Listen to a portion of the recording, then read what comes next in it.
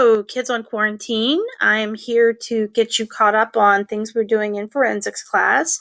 We finished the Zodiac movie, so that's finished, and I'm going to refer to that a little bit here as we go through the PowerPoint.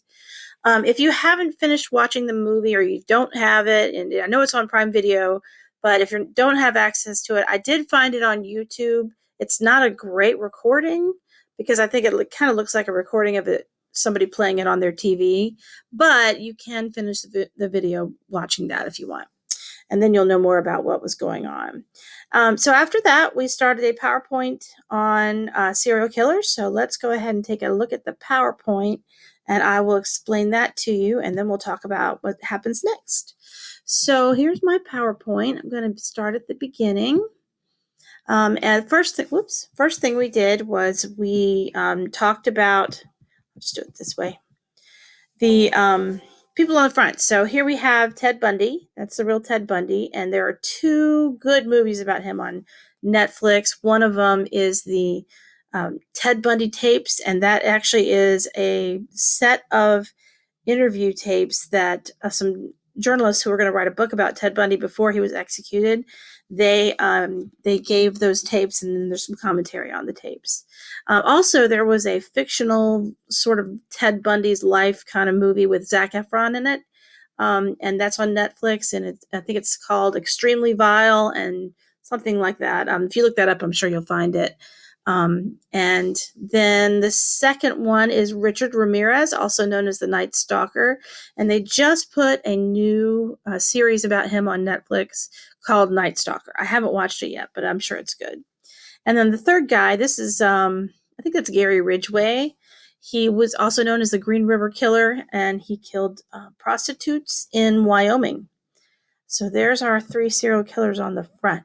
Now, serial killers have been around as long as we have. So here's one actually from 1884, a lady serial killer, and they're more rare. And actually, she was from LaPorte, Indiana. I thought that was interesting, so I put her on there. They think she may have killed between 40 or 50 people, and she actually had a ranch hand who was her accomplice, and he got angry at her, and so he killed her, and then he killed her two children, and he beheaded her, and then put them in the barn and caught it on fire. So burned down her home, and she was decapitated inside it. Some people say that she got away and was not inside the house because it was so hard to identify people back then, especially if they didn't have a head. So that is an urban legend, but we don't really know whatever happened to her for real. Probably died in the fire. Oh, and just to quickly go over the definition of a serial killer again. So usually people say that a serial killer kills 3 or more people, and they have a cooling off period in between. That's why it's called a serial killer, because it's a series of killings. But sometimes people say 2 or more. It just depends on the definition that you're looking at. Historically, most of the time that people were murdered, it was always somebody that they knew, their friends or family or somebody in the town. But since the 1980s, crime reports say that 55% of homicide victims don't know their perpetrator. So they're being killed sort of randomly, which is kind of scary because it's harder to catch people if you don't have an association between them and the victim. This is the BTK killer. He named himself that. BTK stands for bind, torture, kill. And he killed people and sent letters to the police, kind of taunting them. And it came back to bite him because when he got his first personal computer, they didn't have hard drives, and you had to like load things onto these floppy disks, like put them in the little, there's like a little place that you put them in and record what you're doing on those. And he sent one of those to the police with a letter on it, and they were able to match it back to his computer. So he kind of did himself in there with that. And then he just confessed to everything once they caught him. You've probably heard the term MO, or modus operandi, before. And what that is, it's the method by which the killer commits his crime. So he always comes into the house the same way, like through the kitchen window, or he always strangles a person, or he always stabs them. He always does it in the evening. He always, takes a van. So those kind of things, that's what makes up a person's MO, and criminals tend to repeat the same MO. The Zodiac killer, though, however, did not repeat the same MO. The first crime he committed, he shot two people in a car. The second time, he shot two people in a car. But then the third time, he stabbed two people who were just kind of laying out at a lake. They were having a picnic. And then the fourth time, he shot a single person, a taxi driver. So he changed it up, and that makes it harder to catch them when they change it up, because it's harder for them to link the crimes together if they don't have the same MO. A signature is something that's left behind by the killer to sort of say, hey, this is me. The best example I can think of is if you've ever seen the movie Home Alone.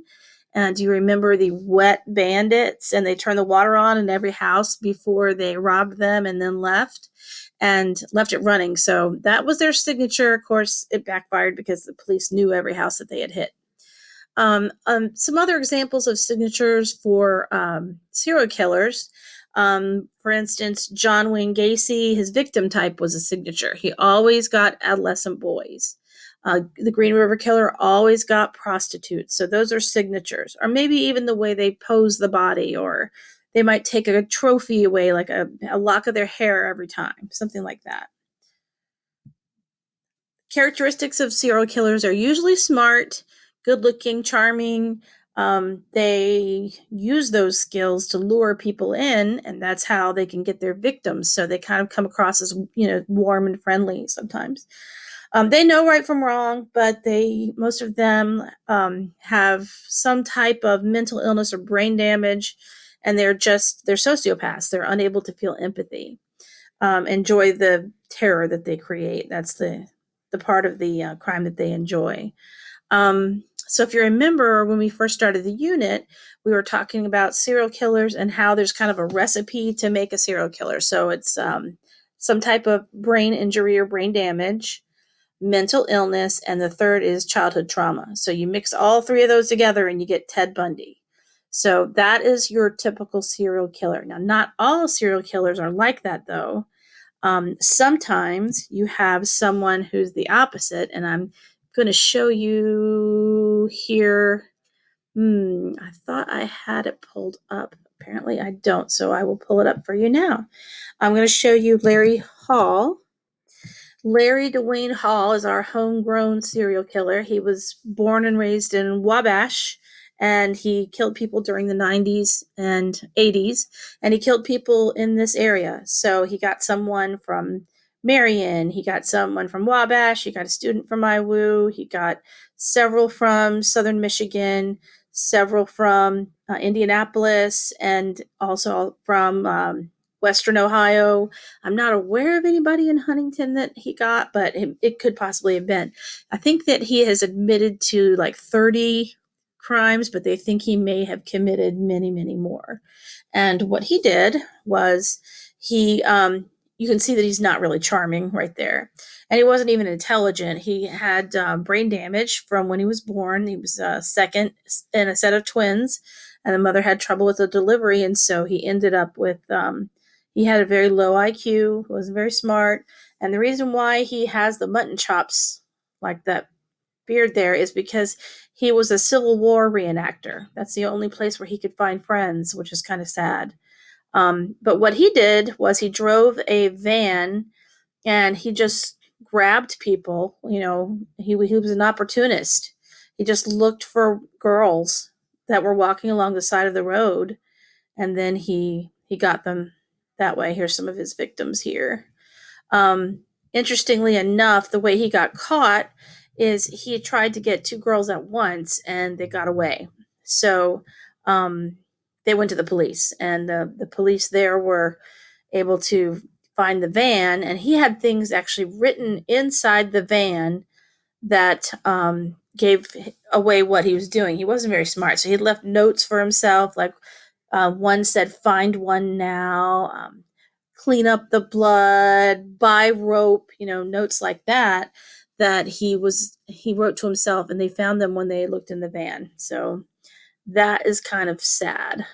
But there is a documentary about him right here. It is CNN. I believe it's a CNN documentary. If you're interested in watching that, and it talks also about how they got another criminal. His name was Jimmy Keene. Sorry, and Jimmy Keene. Um, he was a drug dealer, a young guy, and the FBI used him. They said, "Hey, we're going to set you free from your prison sentence if you can get Larry Hall to confess." So he did. He got Larry Hall to confess to quite a few crimes, not all of them, but some of them, and then they let him go. And that's what the documentary is all about. So it's interesting. If you're interested in watching that, there it is. And he's still in jail today, and they're always trying to get him to tell where he's buried the bodies because the people want their daughters back. And he kind of uses that as a tool sometimes to get things that he wants. Okay, so that's Larry Hall. Back to the PowerPoint. Let's see. There we go. Let me get that going again. Okay, so it is difficult for investigators to get serial killers. A lot of the reason why is because they don't stay in one place. They're very mobile. They move around. Ted Bundy did that. He started in Washington State, Oregon area. Then he went to Utah for a while, and then he ended up in Florida, and they caught him in Florida. So he moved around the United States, and nobody really knows if he was anywhere else. So a lot of times that's why they have trouble catching these serial killers. It's getting easier now with databases that police can access. The internet helps to connect people. Okay, moving on. There's two types of serial killers, organized and disorganized. The organized type is the one that stalks you and they have everything planned out. They have all of their equipment that they're going to use when they kill you. They know what they're going to do with the body. That is an organized serial killer. So they're the ones that are intelligent. So, for example, Ted Bundy, he had an ice pick and a ski mask and rope and handcuffs and pantyhose and things like that he used during the crime. He had all of that in his car. And actually, he was driving erratically, and a patrol officer pulled him over and had him step out of the car. I guess he thought he was drunk. And Bundy tried to run away, and the police officer got him, pulled him back, and then when he looked in the car, those were the things he found. So he was a very organized serial killer. They might stalk you for months or years before they get you. And then there's the disorganized type. So Larry Hall would be the disorganized type. He was an opportunist. If he happened to see you walking down the street by yourself, then he would grab you. And that was kind of just sort of a chance thing. So that's a disorganized serial killer. And there are also psychological types of serial killers. There's 6 types. Most serial killers fit into one or maybe even more than one of these categories. For example, power-oriented. So that was Ted Bundy and Dennis Rader and Jeffrey Dahmer also. Jeffrey Dahmer wanted power over the people that he killed. So he tried to turn them into like zombie type people that were controllable by him, but were still alive. So he did that he would drill like a hole in their skull and then put acid inside. And he was hoping that they would live through that, but would be controllable by him and that they wouldn't leave him. So he was power oriented and also fit into hedonistic as well. There's mission oriented. That's Gary Ridgway. He's the one that I said his mother was a prostitute and he hated prostitutes and was killing prostitutes. So he was on a mission. Then there's visionary. So they're killing because of a mental illness and hallucinations. This is David Berkowitz. He shot people, just kind of randomly shot people. And the reason why he did that is because he believed the neighbor's dog was telling him to kill people. That's what his reason was. So he's visionary.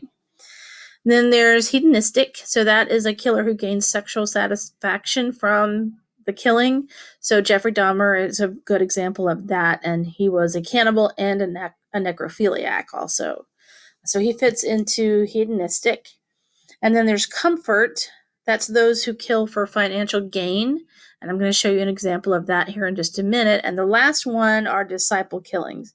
So that is like a cult. And a good example of that is Charles Manson. And I'm going to show you an example of that too. So I've got a couple of things pulled up to show you. Okay, this is Harold Shipman. He is an example of the comfort killing.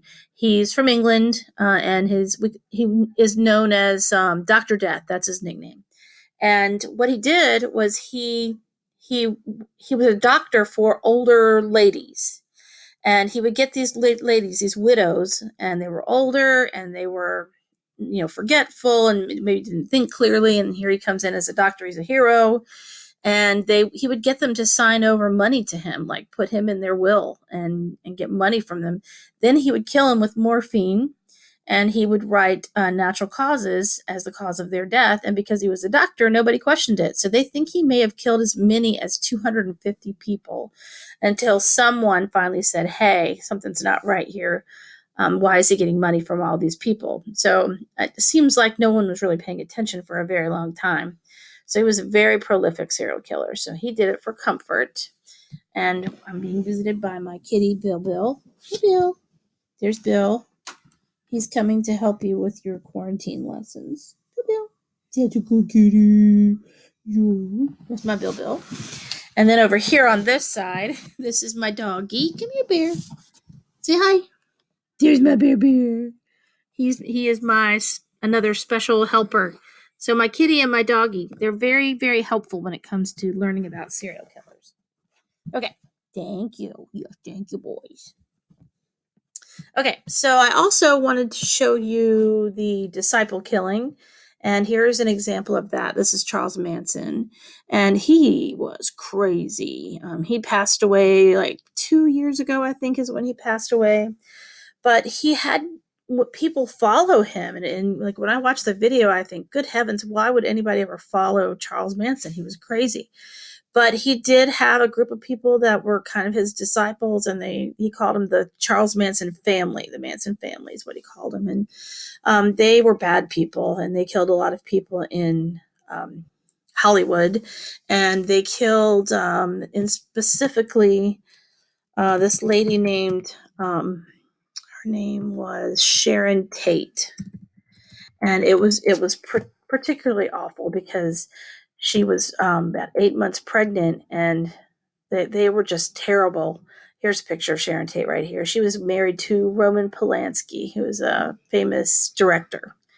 And she was a movie star. And what they did was they cut the baby out and murdered the baby in front of her and then murdered her. It was awful. They were just terrible people. And they all went to jail. And right here's Charles Manson, like a couple of years before he passed away. And that is his wife. So this girl was like a serial killer fan and convinced Charles Manson to marry her. So they were married while he was in jail. They were legally married. But very strange story, actually. I was looking for another picture. Oh, there they are. Yeah. So somehow this woman married him. I don't really know. Somehow he got a marriage license. He was actually sentenced to death, but California did away with the death penalty before he was murdered, or not murdered, but executed. And so he lived up until 2 years ago, I think. So I'm going to get rid of that. And I thought it'd be interesting to just show you a clip of a Charles Manson being Charles Manson, and you're going to be like, what? And so let's watch it. I tried to stop Nixon, and I stopped him dead in his tracks. I tried to stop the Vietnam War.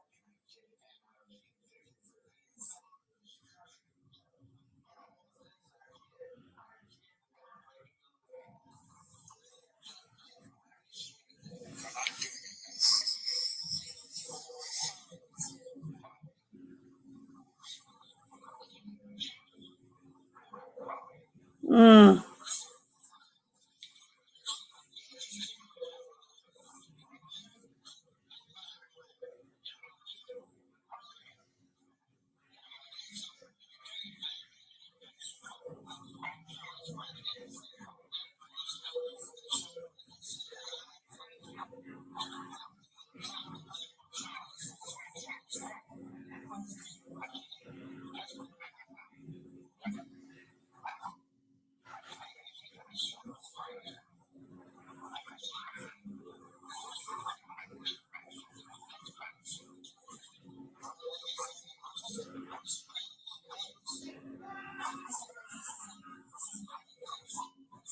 Oh,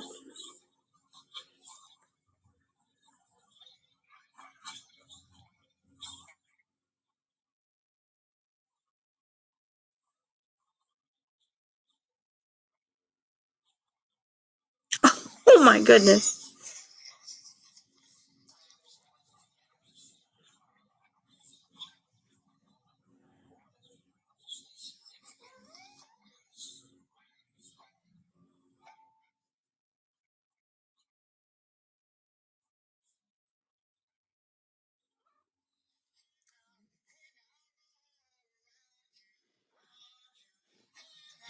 There's the met.